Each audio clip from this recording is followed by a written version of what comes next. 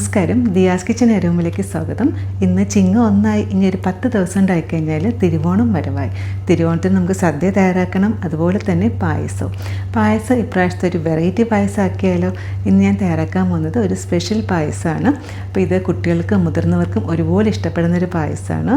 ഇത് ഒരു പാൽപ്പായസമായിട്ടാണ് തയ്യാറാക്കുന്നത്. പക്ഷേ പാൽപ്പായസം എന്ന് പറഞ്ഞാലും നമ്മൾ സാധാരണ തയ്യാറാക്കുന്ന പാൽപ്പായസമല്ല, പക്ഷേ ഒരു സ്പെഷ്യൽ ചേരുവ വെച്ചിട്ടാണ് ഈ ഒരു പാൽപ്പായസം തയ്യാറാക്കുന്നത്. തീർച്ചയായിട്ടും നിങ്ങൾ ഈ ഓണത്തിന് ഈ ഒരു പായസം ട്രൈ ചെയ്ത് നോക്കൂ, എല്ലാവർക്കും ഇഷ്ടപ്പെടും.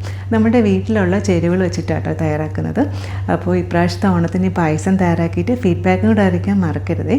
അപ്പോൾ എല്ലാവർക്കും സമ്പൽ സമൃദ്ധിയുടെയും ഐശ്വര്യത്തിൻ്റെയും സന്തോഷത്തിൻ്റെയും നല്ലൊരു ഓണം ആശംസിക്കുന്നു. പായസം എങ്ങനെ ഉണ്ടാക്കാമെന്ന് കണ്ടു നോക്കാം. അതിനായി 1 കപ്പ് നുറുക്ക് ഗോതമ്പ് എടുത്തിട്ടുണ്ട്. ഇതാട്ടോ നുറുക്ക് ഗോതമ്പ്, ഇംഗ്ലീഷിൽ ബ്രോക്കൺ വീറ്റ് എന്ന് പറയും. അതായത് ഗോതമ്പിനെ 3-4 ആയിട്ട് മുറിച്ചെടുക്കുന്നതാണ്. അപ്പോൾ ഇത് വെച്ചിട്ടാണ് നമ്മൾ പായസം തയ്യാറാക്കുന്നത്. ഇതൊരു ബൗളിലോട്ട് മാറ്റും. ഈ ഒരു മെഷറിംഗ് കപ്പ് ഇല്ലാന്നുണ്ടെങ്കിൽ കുഴപ്പമൊന്നുമില്ല, നമ്മുടെ കയ്യിൽ ഏത് കപ്പാണോ അത് തന്നെ എടുക്കുക. പക്ഷേ വേറൊരു കാര്യം ശ്രദ്ധിക്കേണ്ടതെന്ന് വെച്ചാൽ ഏത് കപ്പിലാണോ നമ്മൾ അളന്നെടുക്കുന്നത് എല്ലാ കാര്യങ്ങളും ഈ ഒരു കപ്പിൽ തന്നെ അളന്നെടുക്കാനായിട്ട് ശ്രദ്ധിക്കുക. അപ്പോൾ നമ്മുടെ പായസം നല്ല പെർഫെക്റ്റ് ആയിട്ട് കിട്ടും. ഇനി ഇത് 3-4 പ്രാവശ്യം നന്നായിട്ടൊന്ന് കഴുകിയെടുത്തിട്ട് വരാം. അങ്ങനെ നന്നായിട്ടൊന്ന് കഴുകിയെടുത്ത് വന്നിട്ടുണ്ട്. ഇതിന് കുറച്ചധികം വേവുണ്ട്, അതായത് ഇതിന് കുക്കിംഗ് ടൈം കൂടുതലാണ്. അതുകൊണ്ട് തന്നെ ഇത് കുറച്ച് നേരം വെള്ളത്തിൽ കുതിരാനായിട്ട് വെക്കണം. സമയം ഉണ്ടെന്നുണ്ടെങ്കിൽ 2 മണിക്കൂർ, ഇല്ലാന്നുണ്ടെങ്കിൽ 1 മണിക്കൂർ ചെറു ചൂടുവെള്ളത്തിൽ ഇട്ട് വെക്കാം. അങ്ങനെയാണെന്നുണ്ടെങ്കിൽ ഈ നുറുക്ക് ഗോതമ്പ് കുറച്ചും കൂടി ഒന്ന് സോഫ്റ്റായിട്ട് കിട്ടും. ഇതിന് പകരം നൈസായിട്ടുള്ള നുറുക്ക് ഗോതമ്പ് നമ്മൾ ഉപ്പുമാവൊക്കെ ഉണ്ടാക്കേണ്ടി എടുക്കില്ല, അതാണ് എടുക്കുന്നുണ്ടെങ്കിൽ ഇതുപോലെ കുതിർക്കേണ്ട ആവശ്യമൊന്നുമില്ല. കഴുകിയതിന് ശേഷം ഡയറക്റ്റായിട്ട് ഒന്ന് നമുക്ക് വേവിച്ചെടുക്കാം. ഇപ്പോൾ റെസ്റ്റ് ചെയ്യാൻ വെച്ചിട്ട് 2 മണിക്കൂർ ആയിട്ടുണ്ട്. നമുക്ക് ഗോതമ്പ് നന്നായിട്ട് കുതിർന്ന് നല്ല സോഫ്റ്റായിട്ട് കിട്ടിയിട്ടുണ്ട്. ഇനി നമുക്ക് വേവിച്ചെടുക്കാനായിട്ട് ബുദ്ധിമുട്ടുണ്ടാവില്ല. ഇതിൻ്റെ വെള്ളം മാറ്റിയെടുക്കാം. വെള്ളം മാറ്റിയെടുക്കണം നിർബന്ധമില്ല. നമ്മളിപ്പോൾ വെള്ളം ഒന്ന് മെഷർ ചെയ്ത് എടുക്കുകയാണെന്നുണ്ടെങ്കിൽ ആ വെള്ളം കൂടെ നമുക്ക് എടുക്കാം. പക്ഷെ ഞാനിപ്പോൾ എടുത്തപ്പോൾ വെള്ളത്തിൻ്റെ അളവ് നോക്കിയില്ല, അതുകൊണ്ട് വെള്ളം മാറ്റിയെടുക്കും. ഇനി ഇതൊന്ന് മാറ്റി വയ്ക്കാം.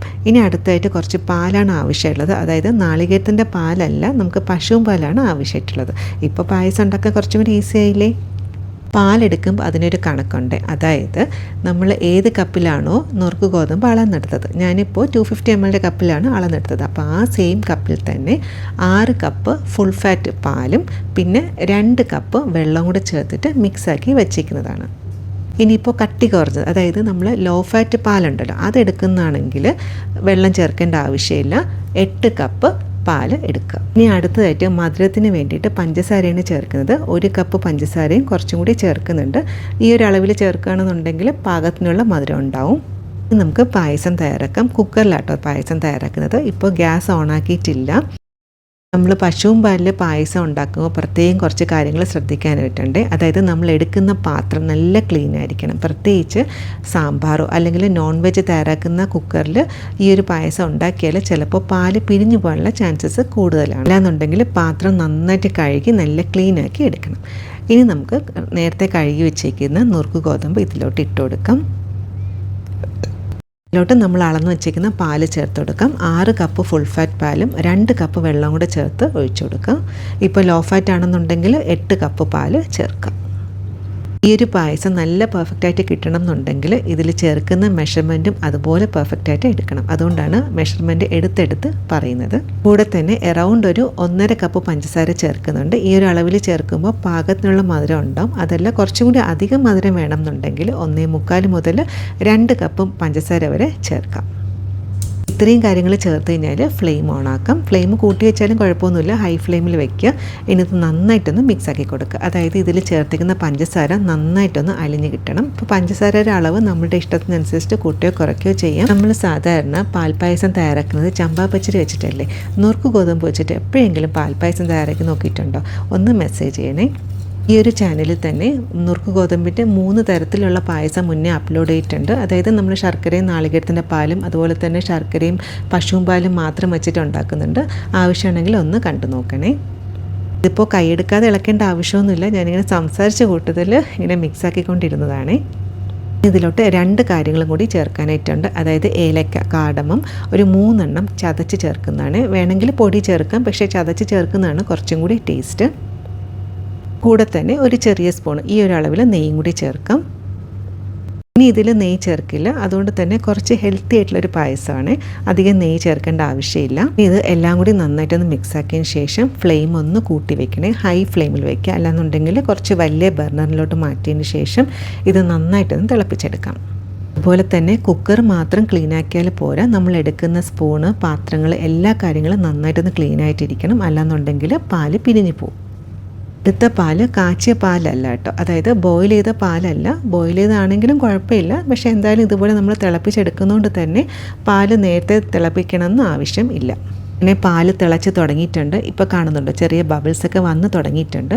ഈ ഒരു സ്റ്റേജ് ആയിക്കഴിഞ്ഞാൽ ഫ്ലെയിം തീരെ സിമ്മിലാക്കി വെക്കണം, ഇതുപോലെ. എന്നുണ്ടെങ്കിൽ ഏറ്റവും ചെറിയ ബർണറിലോട്ട് മാറ്റുക. ഇനി ലിഡ് അടച്ചു കൊടുക്കാം. ഇപ്പം കൂടെ പറഞ്ഞുതരാം. അതായത് കുക്കറൊക്കെ നമ്മൾ ഉപയോഗിക്കുന്ന സമയത്ത് വിസിൽ വരുമ്പോൾ ഇതിൻ്റെ മുകളിൽ തൂകി ക്ലീൻ ചെയ്യാനായിട്ട് കുറച്ച് ബുദ്ധിമുട്ടായിരിക്കും. അതിനായിട്ടുള്ള ചെറിയ ടിപ്പെന്ന് വെച്ചാൽ ഒരു ടിഷ്യൂ പേപ്പർ എടുക്കുക, ഇതുപോലെ ചെറിയൊരു ഹോളാക്കുക. അത് ഇങ്ങനെ വെച്ചൊരു ഹോളാക്കുക. ഇതിപ്പോൾ കുറച്ച് വലുതായി പോയിട്ടോ. അപ്പോൾ ഇത്ര വേണ്ട, നമ്മൾ ആ ഒരു ഉള്ളിലിരിക്കുന്ന ഈ ഒരു ഇങ്ങനെ വെക്കുന്ന രീതിയിൽ ഹോളാക്കി വെക്കുക. അതിനുശേഷം ടിഷ്യൂ ഇങ്ങനെ വെക്കുകയാണെന്നുണ്ടെങ്കിൽ കുക്കർ ക്ലീൻ ചെയ്യാൻ കുറച്ചും കൂടി ഈസി ആയിരിക്കും. ഈ ടിപ്പ് എല്ലാവർക്കും ഇഷ്ടപ്പെട്ടാണെന്ന് വിചാരിക്കുന്നു. ട്രൈ ചെയ്ത് നോക്കണേ. ഇനി ഇത് ലോ ഫ്ലെയിമിൽ 30 മിനിറ്റ് നമുക്കൊന്ന് വേവിച്ചെടുക്കണം. എൻ്റെ ഇടയിൽ ചിലപ്പോൾ 1-2 വിസിൽ വരും, അത് കുഴപ്പമില്ല. പിന്നെ ഫ്ലെയിം ഓഫാക്കിയതിന് ശേഷം 30 മിനിറ്റ് റെസ്റ്റ് ചെയ്യാനായിട്ട് മാറ്റി വയ്ക്കണം. അതിനുശേഷം മാത്രമേ ലിഡ് ഓപ്പൺ ആക്കാവൂ. പായസം റെഡി ആയിട്ടുണ്ട്. അതായത് 30 മിനിറ്റ് ലോ ഫ്ലെയിമിൽ വേവിച്ചിട്ടുണ്ടായിരുന്നു. അപ്പോൾ ഇടയ്ക്ക് 2 വിസിൽ വന്നിട്ടുണ്ടായിരുന്നു, അത് കുഴപ്പമില്ല. പിന്നെ ഒരു 30 മിനിറ്റ് ഫ്ലെയിം ഓഫാക്കിയതിന് ശേഷം റെസ്റ്റ് ചെയ്യാൻ വെച്ചു. ഇപ്പോൾ അതേ ടിഷ്യൂ വെച്ചുകൊണ്ട് തന്നെ ഈ ഒരു ഭാഗം മാത്രമേ അഴുക്കായിട്ടുള്ളൂ, ബാക്കി പാർട്ട് ഉണ്ടോ നല്ല ക്ലീൻ ആയിട്ടുണ്ട്. അപ്പോൾ ഇത് കുക്കർ ക്ലീൻ ചെയ്യാൻ കുറച്ചും കൂടി ഈസി ആട്ടോ. ഈ സമയം കൊണ്ട് തന്നെ പ്രഷറൊക്കെ നന്നായിട്ടൊന്ന് മാറിയിട്ടുണ്ട്. ലിഡ് ഓപ്പൺ ആക്കി നോക്കാം. ഇപ്പോൾ തന്നെ നല്ലൊരു മണം വരുന്നുണ്ട്. അതായത് നമ്മൾ ചേർത്ത ഒരു ഏലക്കയും നെയ്യും നുറുക്ക് ഗോതമ്പും കൂടെ ചേരുമ്പോൾ നല്ലൊരു മണമല്ലേ, അതാട്ടോ വരുന്നത്. അതായത് നമ്മൾ പാൽപ്പായസമൊക്കെ തയ്യാറാക്കുമ്പോൾ വരുന്നൊരു മണമാണ്. നന്നായിട്ടൊന്ന് മിക്സാക്കി കൊടുക്കുക. ഇതിപ്പോൾ നോക്കുമ്പോൾ കുറച്ചൊന്ന് ലൂസായിട്ട് പോലെ തോന്നും, പക്ഷേ നുറുക്ക് ഗോതമ്പ് ആയതുകൊണ്ട് തന്നെ തണുക്കുമ്പോൾ കുറച്ചും കൂടി ഒന്ന് കുറുകി കിട്ടും. അപ്പോൾ ഫ്ലെയിം ഓഫാണ്, ഇനി ഓണാക്കേണ്ട ആവശ്യമില്ല. പിന്നെ ഈ സമയത്ത് മധുരം നോക്കുക, മധുരം ആവശ്യമാണെങ്കിൽ മാത്രം കുറച്ചും കൂടി ചേർത്ത് കൊടുക്കുക. അതുപോലെ തന്നെ ഇതിൽ കണ്ടൻസ് മിൽക്ക് ഒന്നും ചേർക്കേണ്ട ആവശ്യമില്ല. ശരിക്കും പറഞ്ഞാൽ ആ ഒരു പാലും ആ ഒരു ഏലക്കയും നെയ്യും നുറുക്ക് ഗോതമ്പ് ഇത് 4 മാത്രം മതി. നല്ല ടേസ്റ്റ് ആട്ടോ, തീർച്ചയായിട്ടും ട്രൈ ചെയ്ത് നോക്കുക. അതുപോലെ തന്നെ നമ്മളിത് കുടിക്കുമ്പം ശരിക്കും പാൽപ്പായസം കുടിക്കുന്ന ആ ഒരു ടെക്സ്റ്റാണ്. അതായത് നമ്മൾ ആ ഒരു നുറുക്ക് ഗോതമ്പ് ഈ ഒരു നുറുക്ക് ഗോതമ്പ് എടുക്കുന്നുണ്ടെങ്കിൽ നമുക്ക് ഇടയ്ക്ക് കടിക്കാനും കൂടി കിട്ടും. അതല്ല നമ്മളിപ്പോൾ റവ ഉണ്ടാക്കാനായിട്ട് എടുക്കുന്ന ഒരു തരി കുറഞ്ഞ നുറുക്ക് ഗോതമ്പ് ഇടല്ലോ, അതെടുത്താൽ ഇത്രയ്ക്ക് ഒരു ടേസ്റ്റ് ഉണ്ടാവണം എന്നില്ല. പറ്റുകയാണെങ്കിൽ ഈ ഒരു നുറുക്ക് ഗോതമ്പ് തന്നെ വെച്ചിട്ട് ഈ ഒരു പായസം ട്രൈ ചെയ്ത് നോക്കണേ. ഞാൻ മധുരം നോക്കിയപ്പോൾ മധുരം പാകത്തിനാണ്. ഈ ഒരു വീഡിയോ കണ്ടുകൊണ്ടിരിക്കുമ്പോൾ ഈ റെസിപ്പി നിങ്ങൾക്ക് ഇഷ്ടപ്പെട്ടാണെങ്കിൽ പറ്റുകയാണെങ്കിൽ ലൈക്കും ഒന്ന് സബ്സ്ക്രൈബോടെ ചെയ്യാൻ സപ്പോർട്ട് ചെയ്തേക്കണേ. ഇനി വേണമെന്നുണ്ടെങ്കിൽ നെയ്യിൽ കുറച്ച് അണ്ടിപ്പരിപ്പും കിസ്മിസും കൂടി ഒന്ന് വറുത്ത് ചേർക്കാം. ഞാനിപ്പോൾ അതൊന്നും ചേർക്കുന്നില്ല, അല്ലാതെ തന്നെ നല്ല ടേസ്റ്റാണ്. ഇപ്പോൾ പായസം ചെറുതായിട്ടൊന്ന് തണുത്തിട്ടുണ്ട്. അതിൻ്റെ കൺസിസ്റ്റൻസി ഉണ്ടോ കുറച്ചും കൂടി ഒന്ന് കുറുകിയിട്ടുണ്ട്. ഇത് കുട്ടികൾക്കും മുതിർന്നവർക്കും ഒരുപോലെ ഇഷ്ടപ്പെടുന്നൊരു പായസമാണ്.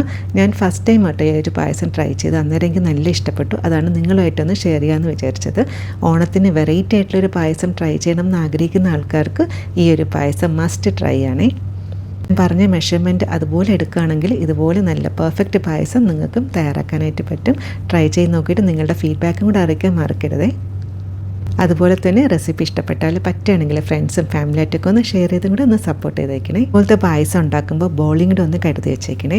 ബോളിയുടെ മുകളിലോട്ട് നല്ല ചൂട് പായസം ഇതുപോലെ ഒഴിച്ചിട്ട് ഇങ്ങനെ കുഴച്ച് കഴിക്കാൻ പ്രത്യേക ഒരു ടേസ്റ്റ് അല്ലേ. ഇന്നത്തെ വീഡിയോ ഇത്രയേ ഉള്ളൂ. നമുക്ക് പറ്റുന്ന പോലെ സന്തോഷമായിട്ട് ആഘോഷിക്കുക. Happy Onam in advance. ഇതുപോലെ വേറെ റെസിപ്പി ആയിട്ട് കാണും. താങ്ക്